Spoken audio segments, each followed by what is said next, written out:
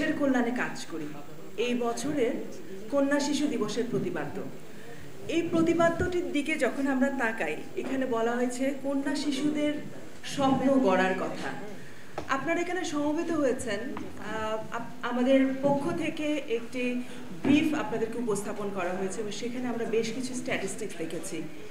এই স্ট্যাটিস্টিক্স দেখার পর আমাদের কি মনে হয় আসলে সেই স্বপ্ন দেখার মতো কোনো পরিবেশ আমরা কন্যা শিশুদের দিতে পেরেছি কিনা?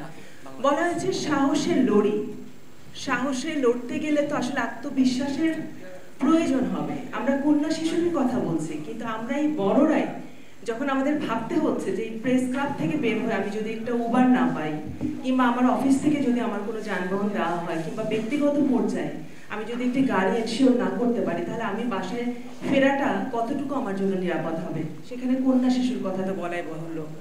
এবং দেশের কল্যাণে কাজ করতে হলে দেশের জন্য ভালোবাসা তৈরি হতে হবে, এবং ভালোবাসা তৈরি করতে হলে প্রথমে যেটা দরকার সেটা হচ্ছে দেশ আমাকে সেই অনুকূল পরিবেশটা দিবে। দেশকে আমাকে সেই অনুকূল পরিবেশ দিতে পেরেছে।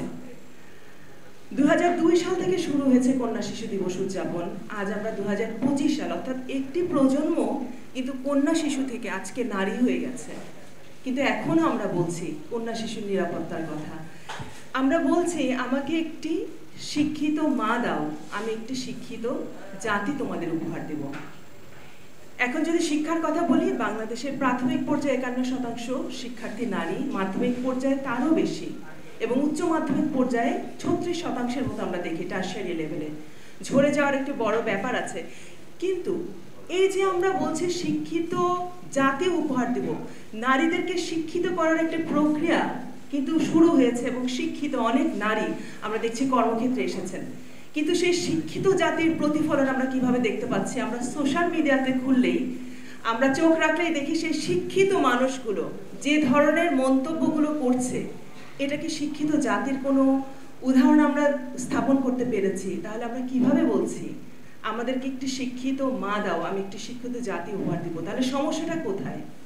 সমস্যাটা হচ্ছে শিক্ষিতর সঠিক ন্যারেটিভটাও আমরা তৈরি করতে পারিনি। আমরা সেই মনোজগতের পরিবর্তন তৈরি করতে পারিনি। আমরা বারবার সেই নারীর দিকে চোখ তুলে তাকাচ্ছি, নারীর দিকে ইঙ্গিত করছি যে তোমাকে তোমার পরিবর্তন হতে হবে, অর্থাৎ কিন্তু যাদের মধ্যে পরিবর্তন হওয়া দরকার, যাদের কারণে আজ আমরা কন্যা শিশুরা নিরাপদে পথ চলতে পারছে না, সেই কন্যা শিশুদের জন্য আমরা সেই পরিবেশ দিতে পারিনি, এবং আমাদের সেই পুরুষতন্ত্র আমাদের বারবার আমাদের গলা রোধ করছে। নারীর প্রতি সহিংসতার পরিস্থিতি বুঝতে আসলে তথ্যপাত্র অনেকগুলো দেওয়া হয়েছে, আমি আয়োজকদের ধন্যবাদ জানাই। কিন্তু এই পরিস্থিতি বুঝতে হলে কিন্তু আসলে এমন একটা পর্যায়ে এসে গেছে আমরা তথ্যপাত্রেরও প্রয়োজন হয় না। আমরা রাস্তায় নামলেই বুঝতে পারি আসলে পরিস্থিতি কি।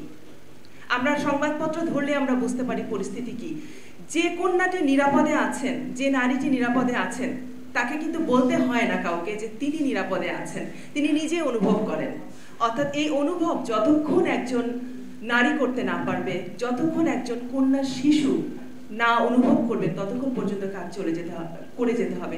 আমি জানি না এই যাত্রার শেষ কোথায়, আমরা বছরের পর বছর এই আন্দোলন করে যাচ্ছি, হয়তো ভবিষ্যতেও করতে থাকবো, কিন্তু একটি বড় শক্তি দরকার মানুষের মনোজগতের পরিবর্তন করার জন্য। নারীদেরকে সত্যিকার ভাবে যে নারীরা পরিবর্তন করতে পারেন, তারা একটি জাতি পরিবর্তনের মতো তারা ক্ষমতা রাখেন, সেটিকে শুধু মুখে বললে হবে না, সেটি আত্মস্থ করতে হবে, অন্তর থেকে আসতে হবে। তাহলে আমরা সেই চলমান আন্দোলনের সাথে আমরা একযোগে সামনে এগিয়ে যেতে পারবো।